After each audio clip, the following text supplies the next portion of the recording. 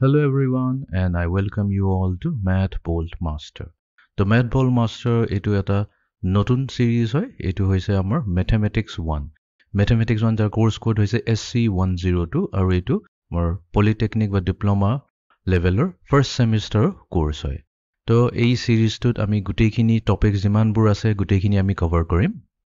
To amar jonto ei Mathematics 1 or course hoise Mathematics for Polytechnics course. To ei course ru aim ki hoise তো ইয়াতে কিছুমান বহুত topics থাকিব তো আমাৰ মেইন টপিকসবোৰ হৈছে to learn about complex numbers and methods of simplifying fractions the complex number এটা খুবই ইম্পৰ্টেন্ট টপিক হয় ইঞ্জিনিয়াৰিংত স্পেশালি যোনে ইলেক্ট্ৰিক্যাল ইঞ্জিনিয়াৰিং আৰু ইলেক্ট্ৰনিক্স এণ্ড কমিউনিকেশ্যন টেলিকমিউনিকেশ্যন বা ইলেক্ট্ৰনিক্স এণ্ড কমিউনিকেশ্যন কৰি আছে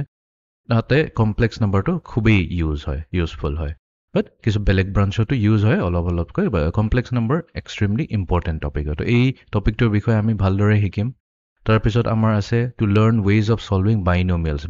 এটা বহুত ইম্পৰ্টেন্ট টপিক হয় কম্পিউটাৰ সায়েন্স ডিপাৰ্টমেন্টৰ ষ্টুডেন্টছ বোৰে তো খুবই ইউজ কৰিয়ে বাকি ডিপাৰ্টমেন্টতো বহুত ইউজ হয় তো বাইনোমিয়েল থিওৰাম ইউজ কৰি পেলাই আমি বহুত বস্তু এপ্ৰক্সিমেট কৰিব পাৰো ফিজিক্স হওক বা কেমিষ্ট্ৰি হওক এনেকা বহুত আমাৰ কিছুমান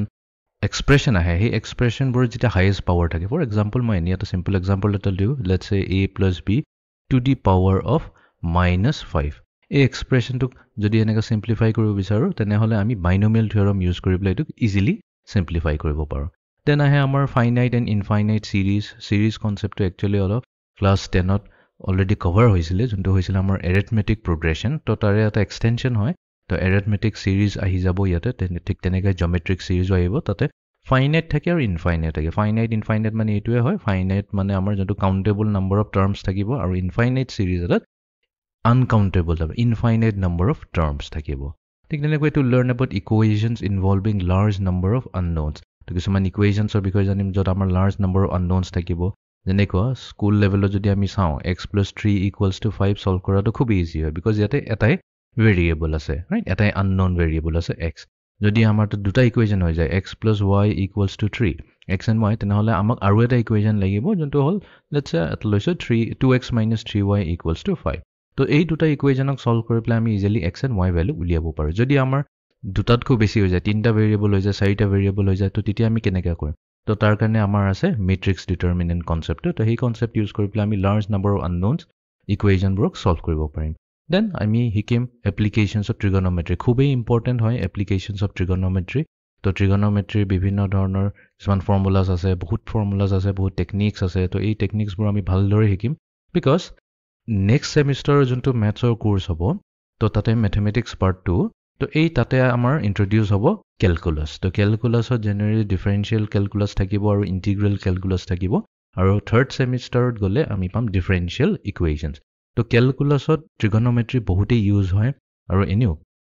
calculusই নহয় even আমাৰ practical problem solve কৰাৰ সময়তো trigonometry খুবেই ইউজ হয় তো trigonometry এটা ডাঙৰ concept এটা আছে যোনটো আমি কভাৰ কৰিম এই কোৰ্সটোত Then, আমি mensuration. Obviously, আমি engineering পঢ়ি আছো তো mensuration তো থাকিবই mensuration হৈছে measurementৰ ওপৰ কথা তো আমি কিছুমান আমাৰ 3-dimensional objects থাকিব তো সেই থ্ৰী যেনেকৈ prism হৈ গল pyramid হৈ গল তো ইহঁতৰ আমি dimensionবোৰ study কৰিম যেনেকৈ তাৰ volume কেনেকৈ calculate কৰে surface area কেনেকৈ calculate কৰে তো এই হৈছে আমাৰ এই কোৰ্সটো এইটো যেন first semester mathematics 1ৰ aim হৈছে এই কোৰ্সটোৰ তো আমাৰ যোনটো এই কোৰ্স থাকিব mathematics 1ৰ ইয়াতে চাৰিটা গ্ৰুপ থাকিব Group A, Group B, Group C আৰু Group D. তো Group A mostly cover হ'ব algebra. তো algebra আমাৰ কেইটামান টপিক থাকিব আঠটা টপিকস থাকিব complex numbers, partial fractions, permutation and combination, binomial theorem, logarithm এটা বহুতে powerful tool হয় আমাৰ বহুত কিছুমান numerical complex numerical আমি easily solve কৰিব পাৰো for example কিতাব যদি এনেকা আহি গল square root of x cube divided by x plus y to the power of 5 তো এটা let's say equals to y দি আছে ঠিক আছে তো এই ইকুৱেচনটো সলভ কৰিবলৈ কাৰণে আমি ইজিলি লগাৰিথম ইউজ কৰিব পাৰো তো আমাৰ বহুত সিম্পল হৈ যায় প্ৰবলেমটো তাৰ পিছত আমি সিৰিজৰ বিষয়ে কথা পাতিম যেনেকৈ আমাৰ arithmetic সিৰিজ হৈ গল geometric সিৰিজ হৈ গল তো সিৰিজ এটা বহুত ইম্পৰ্টেন্ট টপিক হয় আৰু যোনটো মই unknownৰ কথা কৈছিলো unknown variables in a quantity তো এটো সলভ কৰিবৰ কাৰণে আমি মেট্ৰিক্স আৰু ডিটাৰমিনেন্টছৰ কনসেপ্টটো ইউজ কৰো তো এই আঠটা টপিক কভাৰ হ'ব গ্ৰুপ এ ৰ এলজেব্ৰা সেকশনত তো ইয়াতে টোটাল আমাৰ 53.3% ইয়াৰ weightage থাকিব তো গমি পাইছা এটো এটা খুবই ইম্পৰ্টেন্ট টপিক হয় এই গ্ৰুপ এ এলজেব্ৰা সেকশনটো তো গুটে out of 100 marks তো 53.3% weightage to অকলে algebra লব next আমাৰ group B আছে trigonometry তো trigonometry আমি mainly শিকিম trigonometric ratios এই trigonometric ratios তে আমাৰ বহুতখিনি formulas আহি যাব তো formulas হত থাকিব যেনেকৈ compound angles থাকিব allied angles থাকিব transformation formula থাকিব half angle formula তাৰপিছত multiple and sub multiple angles এনেকৈ বহুত কিছুমান concept থাকে যোনটো আমাৰ trigonometric ratios আমৰা cover কৰিম next আমাৰ থাকিব inverse trigonometry তো trigonometry এটা related concept হয় inverse trigonometry তো এটো এটা বহুত important concept হয় এটো generally আমি engineering students ৰ কাৰণে extremely important হয় because আমাৰ calculation ৰ সময়ত বহুত সময়তে angle উলিয়াব দিয়া হয় ঠিক আছে তো আমি যেতিয়া trigonometry কওঁ তো trigonometry কোৱাৰ লগে লগে sin theta tan theta cos theta আহি যায় but আমাক usually কি হয় ফাইনাল আনসাৰত আমাক sin theta tan theta cos theta খুব কমই ইউজ হয় বাট আমাক লাগে এই থিটা ভ্যালুটো তো sin theta যদি আছে তেনেহলে থিটা ভ্যালুটো আমি কেনেকৈ ওলাম তো এই কনসেপ্টটো ইনভার্স ট্রিগোনোমেট্রি কনসেপ্টৰে আমি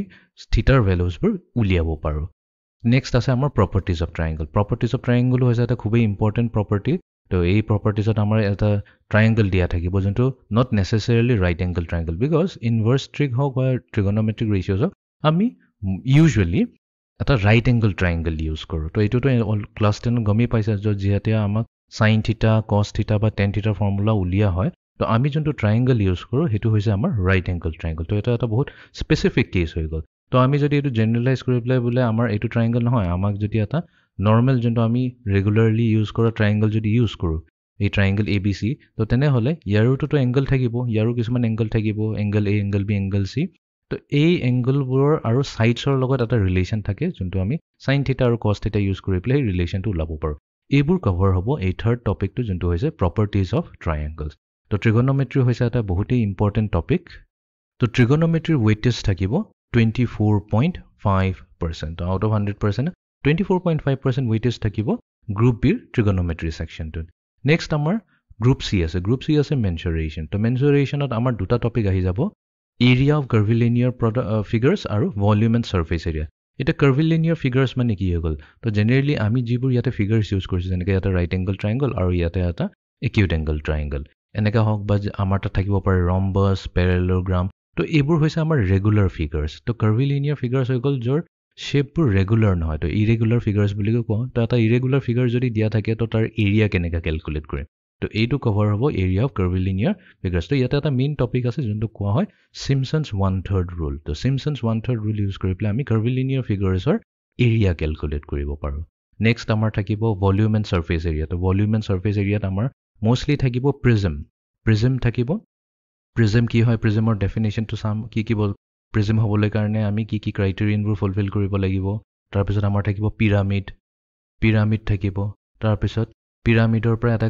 কনসেপ্ট আহিব যোনটোক আমি ফ্ৰাষ্টাম বুলি কওঁ ফ্ৰাষ্টাম অফ আ পিৰামিড তাৰ পিছত ফ্ৰাষ্টামৰ দুটা টপিক আহিব এটা পিৰামিডৰ কেছত আহিব এটা পিৰামিডৰ কেছত ফ্ৰাষ্টাম আহিব আৰু আন এটা আহিব এটা কোনৰ কেছত পিৰামিড এণ্ড কোন বুট কেছত ফ্ৰাষ্টাম আৰু পিৰামিড আৰু কোনৰ দুইটাৰে ফ্ৰাষ্টামটোৰ বিষয়ে আমি পঢ়িম তো ইহঁতৰ কি উলিয়াব লাগিব মেইনলি আইডিয়াটো এটোই হৈছে প্ৰিজম পিৰামিড ফ্ৰাষ্টাম এইবোৰ বুজি পোৱাৰ পিছত আমাৰ মেইন উদ্দেশ্যটো ইয়াত ইয়েই থাকিব যে ইহঁতৰ ভলিউম আৰু সাৰফেস এৰিয়াটো আমি কেনেকা ক্যালকুলেট কৰো তাৰ পিছত এই গ্ৰুপ C যোনটো আছে ইয়াৰ ওয়েটেজ হ'ব around 11.1% তো 11.1% ইয়াৰ ওয়েটেজ থাকিব তো ক'ব পাৰে যে approximately 11 মাৰ্কছৰ প্ৰবলেম থাকিব গ্ৰুপ C মেনচুৰেশনৰ পৰা এণ্ড ফাইনালি আমাৰ গ্ৰুপ D থাকিব কোঅৰ্ডিনেট জিওমেট্ৰি এটো এটা বহুত ইম্পৰ্টেন্ট টপিক হৈছে কোঅৰ্ডিনেট জিওমেট্ৰি তো কোঅৰ্ডিনেট জিওমেট্ৰি ইয়াৰে আমাৰ ইন্ট্ৰোডাকশন থাকিব 2D কোঅৰ্ডিনেট জিওমেট্ৰি এটা ইন্ট্ৰোডাক্টৰি পাৰ্ট থাকিব আৰু হেতুৰে ৰিলেটেড আমি স্ট্ৰেইট লাইনছ কৰিম তো স্ট্ৰেইট লাইনছৰ এটা বহুত ইম্পৰ্টেন্ট কনসেপ্ট হয় তো স্ট্ৰেইট লাইনছ আমাৰ বিভিন্ন ধৰণৰ লাইনছ থাকিব লাইনছৰ কিছুমান প্যাৰামিটাৰছ থাকিব বুলি কিতিয়াবা এটা সিঙ্গল পইণ্টৰে যদি পাস হয় সেই লাইনটোৰ ইকুৱেশ্যন উলিয়াব পৰা যায় যদি দুটা পইণ্টৰে পাস হৈছে হেতু কাৰণেও এটা ইকুৱেশ্যন উলিয়াৰ এটা ফৰ্ম এটা থাকিব কিতিয়াবা আমাৰ স্লোপ থাকে তো এইবোৰ সব কনসেপ্টবোৰ আমি এই স্ট্ৰেইট লাইনৰ কনসেপ্টটো কৰিম তো ইয়াৰ সিমিলাৰলি যেনেকৈ গ্ৰুপ C 11.1% আছে গ্ৰুপ D ৰো ইয়াতে আছে আমাৰ 11.1% তো এইটোৱে হৈ গৈছে আমাৰ এটা লাৰ্নিং ম্যাপ তো এইখিনি আমি সিৰিয়ালি কভাৰ কৰিম তো মই প্ৰথমতে গ্ৰুপৰ এলজেব্ৰা পাৰ্টটো কভাৰ কৰিম serially complex number partial PNC binomial logarithm series matrix determinants তাৰ পিছত আহি যাম ট্ৰিগোনোমেট্ৰি তো ট্ৰিগোনোমেট্ৰিত আমি ইনভাৰ্স ট্ৰিগ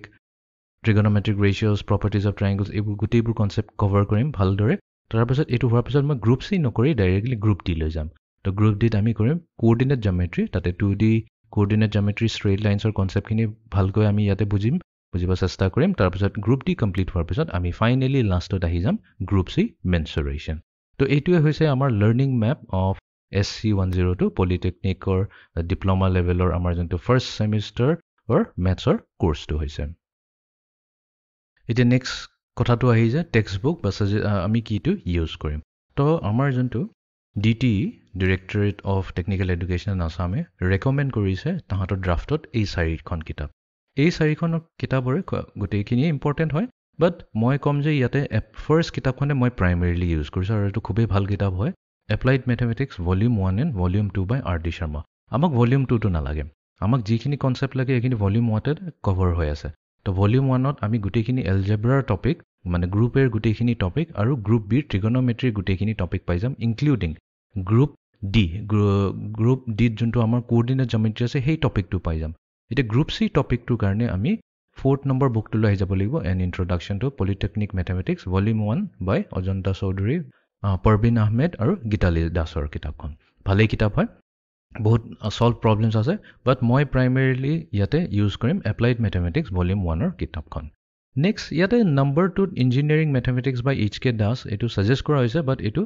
ফ'ল' নকৰিলে হ'ল কাৰণ engineering mathematics by HK Das actually অলপ হায়াৰ লেভেলৰ কাৰণে হৈ যায় এইটো যোনে বিটেক কৰি আছে বিটেক কৰা ষ্টুডেণ্টৰ কাৰণে ইঞ্জিনিয়াৰিং মেথমেটিক্স কাৰণে তো ইয়াতে যিবোৰ টপিকছবোৰ আছে তো জেনেৰেলি এটা বিটেক লেভেলৰ ষ্টুডেণ্টৰ হিচাপত লিখা গৈছে তো এইটো এভইড কৰিলে হ'ল কিনাটো engineering mathematics by HK Das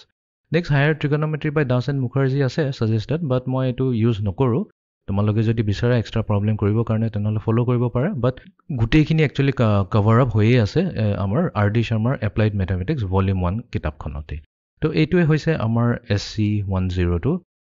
mathematics 1 for first year students তো see you everyone in the lecture. Thank you.